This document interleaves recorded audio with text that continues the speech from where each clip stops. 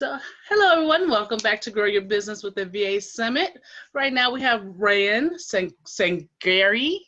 Sorry, and I'm here to talk to us about properly matching with a virtual assistant. So I know we discussed all these things a virtual assistant could do for you, but let's talk about how we could properly match with a virtual assistant. So everybody, welcome Raewyn to Grow Your Business with the VA Summit, and thank you so much for joining me. Thank you so much for having me. I'm so excited to be here. Thanks. Can you tell everybody about yourself and your business? Yeah, so I've actually am a virtual assistant myself. I started out doing social media management with my background in a journalism department, and I was writing and doing social media management for some people on the side. And then when my daughter was born, I decided I wanted to stay home. I had been doing technology, teaching at a school, and the hours that I was having to be gone because I live in California, and so there's traffic. It's not just work, it's work plus traffic. So I was going to be gone about 12 hours a day from my newborn, and that was just not going to fly with me. So I ended up taking all the skills that I knew from journalism, from being a tech teacher, and decided to become a virtual assistant. And the really exciting part about that was that I joined a no, I'm so sorry. It's okay. I had been working for an agency actually to kind of get my feet wet at the whole managing of your business aspect. And then after about 4 or 5 months, I decided to go out on my own and start taking on my own clients. And so for the past several years, I've been working with just amazing female entrepreneurs who are trying to change the world, which is my biggest passion. Mhm. And they have, through working with them, because a lot of them I've been working with them for over 3 years now, I've really become a team member for them. And something I hear again and again and again with new clients is that they've either been burned by a virtual assistant, or they had a bad experience, or they just don't know how to have the relationship go well. And so I'm actually have been focusing in more on helping virtual assistants to have a better relationship with their clients Mhm. that is more of an equal basis, because when you're a virtual assistant, you are also still a business owner, but then you're also a part of someone else's team. So it's a totally unique situation to be in, because you still have to manage your own business. You have to know the ins and outs of someone else's business, and you have to be able to bridge the two and to be able to be the person who anticipates what your clients need, as opposed to just sitting there and waiting for your client to delegate to you. Because Mhm. if they're looking for someone to delegate to, or if you're looking for someone to delegate to you, that's not really being your full potential. Right. And so I feel like a lot of business owners who are not virtual assistants, they're just business owners with whatever they're doing, they have a hard time figuring out how to bridge that gap, and how they should give tasks, but then also which tasks are right, and how is am I asking my virtual assistant too much, and the pay thing, am I paying them too little or Mhm. too much? Like, all of that comes into play in your client relationship. And I found when you, as a virtual assistant, consider yourself more of a team member than a someone who's helping out, Mhm. then you actually have a better relationship and you anticipate your clients' needs. You're able to come up with ideas for your clients, which every single entrepreneur I've ever worked for has just been blown away by the fact that I will give them suggestions and ideas that I've just come up with on my own. Like, hey, I was thinking the other day that this awesome thing could happen in your business, because I know you're focusing on, let's see, like you're writing a book right now. Like, you could totally also do this workbook that goes with the book and could add more value. And people are like, whoa, I never thought of that. And it's crazy that you thought of that. But when you invest in your clients' businesses, then you're also investing in yours, right? Because that's Mhm. that long term turnover rate. You don't want to have a turnover rate when you're a virtual assistant. And so I want to talk to all of the business owners out there and help them find that virtual assistant that's going to stick with them, so that they themselves are not just jumping from person to person to person, Right. feeling scattered, feeling unsupported, because that's what happens if you don't have someone who is there and a part of your team who cares about it as much as you're going to feel put off. You're not going to feel motivated. And as a virtual assistant, I think it's our jobs to help our clients to feel the full support that we can give them. Right. And it helps with both sides of it too. Yeah, Because as that business owner feels like if that person that they're working with has their full support, then they'll be able to release more off of their plate and hand more over to that virtual assistant, and that virtual assistant be able to help them more. And that business owner could focus more on their business instead of worrying about answering emails, doing graphics, doing stuff they're not honestly shouldn't be doing in the first place, you know? Yeah, they can be the idea person. They Mm-hmm. can just sit there and live in the ideas and the things that they're passionate about. And as virtual assistants, I know a lot of us, like the reason I'm a virtual assistant instead of focusing on something else is because I'm passionate about so many areas of it. I love doing emails and I love doing Instagram, and I don't want to do just one, you know. Mm-hmm. I want to be there and be able to support my clients in all that they need. And that's just because I'm a multi-passionate person. Not everybody's like that, and so some people niche down and they specialize, but a lot of virtual assistants, they like to do all of the aspects of it, and that's valuable for clients because then they don't have to keep hiring a bunch of people. True. So when should a business owner decide to hire a virtual assistant? What part of their business should they think about it? If you're a solopreneur, I recommend hiring a virtual assistant as soon as you have your ducks in a row and you know what it is that you want. Mm. Hiring even someone for 5 hours a week or 5 hours a month can just make a world of difference for you. And there's a lot of virtual assistants out there who can do things like website building, graphic design, Facebook ad marketing. And so when you're first starting out, going with a virtual assistant who knows those types of things can be highly valuable if you don't have the money to invest in, say, like a giant website package for Mm. someone building for you. And so you're trying to kind of bootstrap it and do it yourself, but you're not really that knowledgeable about it. There's virtual assistants out there who can and will gladly help you build your website at a much lower rate. Now, of course, it's not going to be that full blown, like corporate level Right.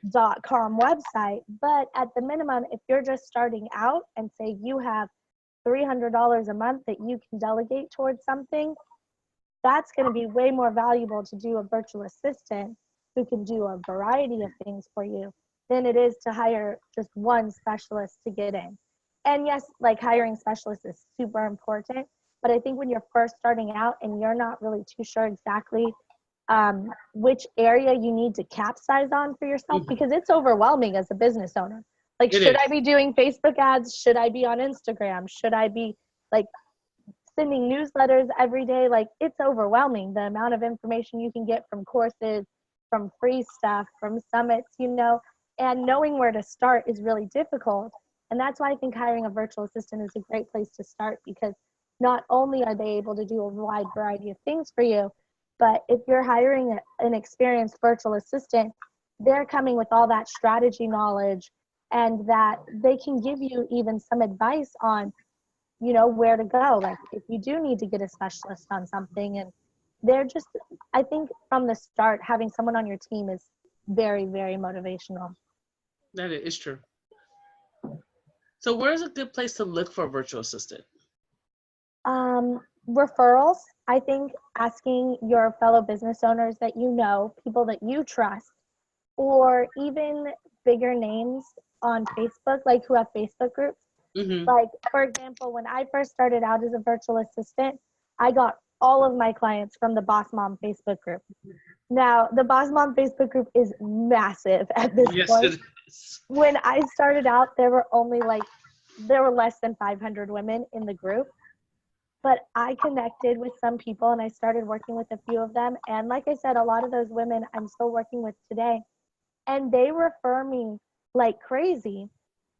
And Dana will actually even sometimes refer me to people because she's seen my work through working with other people who are in her programs and stuff. And I think all of that is very valuable. So if you're looking for someone who is going to join your team, ask in Facebook groups, ask the people you personally know.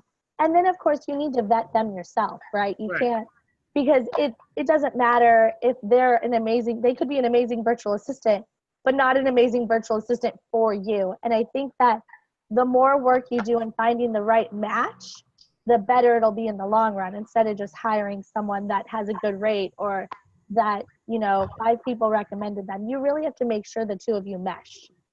It is true. And kind of be careful when you put job off or looking for a VA on Boss Mom's Facebook group. Oh, yeah. Be specific, because you will literally get 100 messages in an hour. Oh, yeah. Oh, yeah. You definitely should probably choose a smaller group, maybe like a 2,000 people group as opposed to like a 30,000 plus people. I think for Facebook, it's kind of good for the smaller groups who are, if you're in a Facebook group who is more in towards your niche or your type of field, or more of the people there. But I think that Facebook group is more general, so it's just so many people in it. But I've seen posts and I'm like, wow, you messed up. To be honest, I don't even post in the big Boss Mom group anymore at all, because it's so overwhelming just to get, like, even something as simple as like, hey, can I get some feedback on something? And then you have like thousands of people replying and you're like, whoa, oh, this is super helpful, but now I am frozen by all of the information given to me. That is so true. Yes. So definitely pick a smaller sized group, or, Boss Mom has the local meetup group now. Look for your local meetup group, because that's going to be a much smaller niche. And chances are anyone in the Boss Mom group who has been in a business owner for a while, they know at least one person who's a virtual assistant. Or if they don't know someone, they know someone who has a virtual assistant. So there's like a network that you can just kind of work your way through. But definitely find one of the smaller size groups to ask in, so that you personally are not overwhelmed by the responses, because there's so many amazing virtual assistants out there. And another great place to look too is the VA Savvies community. I don't know if you have to be a virtual assistant to join the community, but I know that Abby trains virtual assistants, and Abby is a phenomenal teacher. And so anyone who's gone through her programs, I would say would be a great place to start too. Yes, that's true. Yeah. Just be careful how you ask. Make sure yeah, the VA Savvies group is getting very large too. So is the Savvy Business Owners group. So fantastic. Yeah. So it's almost like, what should a business owner consider before they even hire a VA? Because I think they should know what they want, because some people say, I need a VA. But then it's like, but I don't know what task I want to give them. So what should you consider? Definitely. So definitely consider the tasks that you are struggling with most. So what I always recommend is for a business owner to sit down and to kind of look at what it is that they do in their business every month. So, they pay the bills, obviously.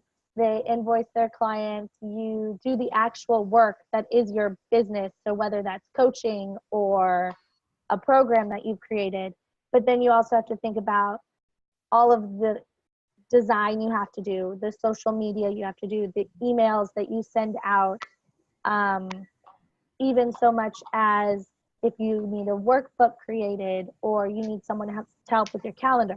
So look at every little thing that you have going on in a month. Don't look at the things you want to be doing yet, because that's going to overwhelm you. Look at what you are currently doing, and then list out the things that feel like, rate them. So 1 is something that, like, non-negotiable, you want to do it, you love it, it makes you happy. You could be a business owner and you could write your own social media posts, because that is like your happy place, Mm-hmm. And then look at the ones that are like, okay, well, I don't mind doing them, but it's not really a big, like, I would love to someday outsource them.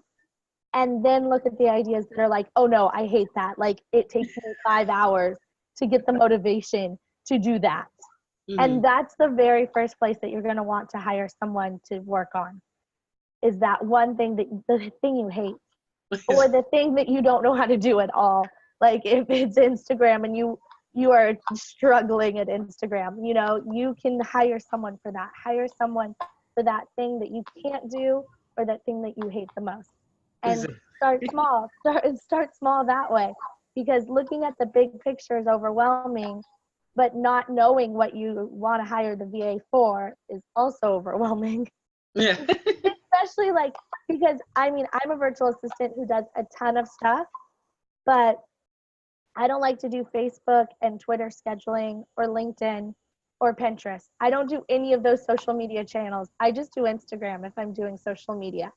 And so if you want someone who's going to handle all of the social media channels down the line, you're going to want to hire someone who does all of that. But if you don't make a list of all the things that you're doing, you don't know who the right person to hire is. That's true. So how do you, a business owner get properly matched with the VA? How do they get, what's a good way they could properly match? Because I know if they're doing referrals and then it's like, what if it's not that great fit that they're looking for? Yeah, totally. So I always recommend a video or a phone call. So, you know, get the referral. Even better, if you're getting a referral, if it's someone who you know personally, have them send an introductory email for you. That will definitely, like with you CC'd, that will definitely get you kind of a higher position in the virtual assistant's mind, instead of them being like, how did this person find me? I don't know who they are. They now know, oh, okay, so you're recommended by, let's say, one of my clients who recommends me all the time, Tara Bosler. So I get emails from Tara all the time. And when someone is referred to me by Tara, I'm like, okay, so Tara thinks that we are a good enough fit. So I'm going to definitely definitely make sure that I speak to this person and see what I can do for them. And so that gets the VA already like brainstorming, thinking about, and feeling like you yourself is someone who's trustworthy for the client, for the virtual assistant to join on. Because you finding a match is hard, but also the VA has to feel matched to you too, because if you guys aren't matched on either side or only on one side, someone's going to start to feel some resentment and it's not going to go well. Yeah. So if you get a referral, try to see if you can get an email set up between the two of you with that through the referral source. And then I recommend video or a phone call, and preferably a video. But a lot of my clients have been just really busy, especially during the holiday season, so they've been doing phone calls. But a video face-to-face, you can. So communication is key in a good match between a business owner and a virtual assistant. And money is one of the hardest topics to discuss. So how do you discuss how much to pay a virtual assistant? Because that's one of the harder ones, where a VA has their business and then a business owner has, you know, that's their business and it's their money. So how does that discuss? Sorry. So I would say that the first starting point would be with the virtual assistant's base rate and whatever it is that they go off of. Most virtual assistants will offer you a package or hourly. And I think that having those two can really help out for clients. For example, for me, if one of my packages seems too astronomical for my clients, they'll choose to do an hourly package instead. And then we'll do as much as we can in that time. And so sometimes in the long run, it can work out to be slightly more expensive to do hourly than one of my packages, but they're able to spread out the cost. And if there's someone who you really want to work with and you feel a really good match to, I don't think you should be afraid to ask if you could split payments. I think I've had clients split payments with me in the past. And it's no big deal at all, because most virtual assistants work on a pay up front basis. Not all of them. Some of them will charge after they've recorded their hours. However, I think it's better to pay up front And so like to pre-purchase. And so doing a pre-purchase package would be a bit more negotiable if you wanted to split it, say. Like, can I pay you half of it this week, half of it in 2 weeks? And that's still within the whole first month, right? It's still Yes. within 4 weeks, but it's split into 2 payments, so it's easier for the client. Also, Yeah. discussing like what your budget is on the phone is important, so that and kind of something to say out front too, like, this is what it is that I'm going to need help with. I have a budget of X, Y, and Z. And so then the virtual assistant, the virtual assistant knows their price. They know what they offer, right?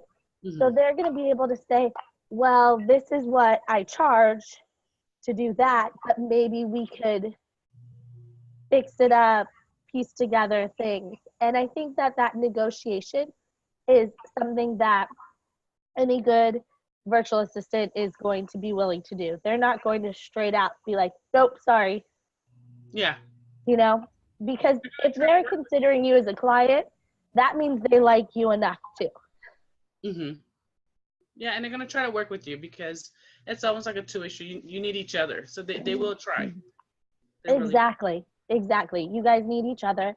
And talking about the money, it always feels so scary, but it really doesn't have to, because like there's a number that someone's not going to go below. And if Mhm. you try to go below that number, they're just going to say, sorry, we're not a great fit. What's the worst case that can happen with that? Mhm. You know, you just go find someone else. And so I don't think it needs to be as scary as it feels like it is. Right. And as long as that business owner knows their budget and kind of know Mm-hmm. what they want to do, I think that helps. Because as the virtual assistant, you really don't know what the business owner needs are. You know, Exactly. we're going off of only what you're telling us, what you're saying. Mm-hmm. And sometimes what you think you need, you really don't need. And honestly, or it may not take as many hours as you really think it will. You might think something takes 5 or 6 hours, but honestly, for a VA, it could take almost half an hour to an hour. Or conversely, you could think that it's going to take them just an hour and it takes much longer. Yeah. Yeah, so that could happen as well, especially on other harder. That's true. So for communication with the virtual assistant, what is the best way between a business owner and virtual assistant? Because I know some people use Voxer. There's so many different apps that are out there that people could use. What is the best way?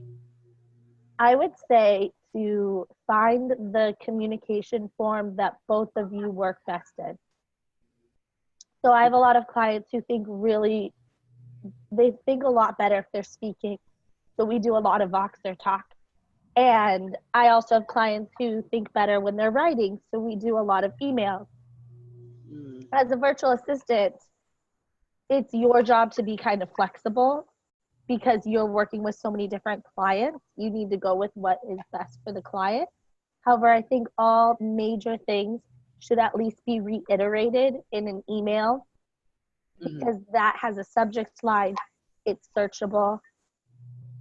Yeah. Unless you guys have a joint Trello board or Asana or something, Airtable, something like that. That's different. But I think if you're doing voice, you should at least reiterate in an email, or have the virtual assistant reiterate in an email, or some form of written communication outside of the regular communication app. And then I also think both parties need to set clear boundaries on when communication is acceptable in those apps. Because, for example, I keep my phone on silent. My clients can box me anytime, but they know on Thursdays and Fridays I'm going to be slower to respond because I have my daughter. But then I have clients who are in New York City, and they're like, please don't send me a Vox message after 6 p.m. Pacific, because they're in bed and they don't want to have, they don't want to have the Voxer notification. And that makes sense.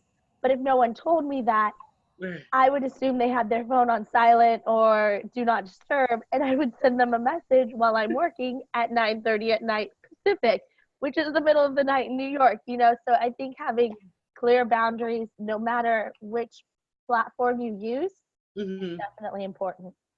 But I don't like to use Facebook Messenger with clients. That is that one I would definitely say stay away from.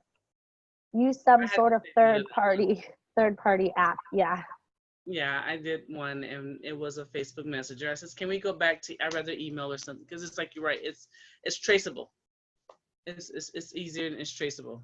Yeah, and I don't like to do text message that much with my clients either. Some clients prefer it. I like to do text message if it's like, "Hey, I sent you an email," or "Hey, can you remind me about this?" That's fine because those are all things I can like put in my calendar.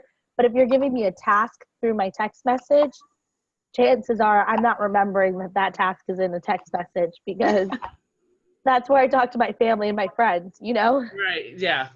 Exactly. It's not for business. So, in conclusion, for everybody who's still kind of on the fence about hiring a virtual assistant and how to make sure they're properly matched, what would you tell them to one way that they can make sure that they are properly matched with a VA? I would say that you need to tap into your gut and you need to think about how like your values and your virtual assistant's values. And so I think that including a value-ish question and being as transparent as possible about who you are as a person is very important. And as you dig deeper into your client virtual assistant relationship, it gets even more important. Part of why I'm so good at anticipating what my clients' needs are is because I'm friends with them on Facebook and I pay attention to their lives. And so if I have a client who I know is about to send her son off to college, I know she's going to need more of my help during that time and that she's going to be less communicative because she's busy. And so I can plan it ahead and say in July, be like, okay, I know next month you're sending your son to college. So what tasks do we need to get done? Because I want to have all my questions asked beforehand.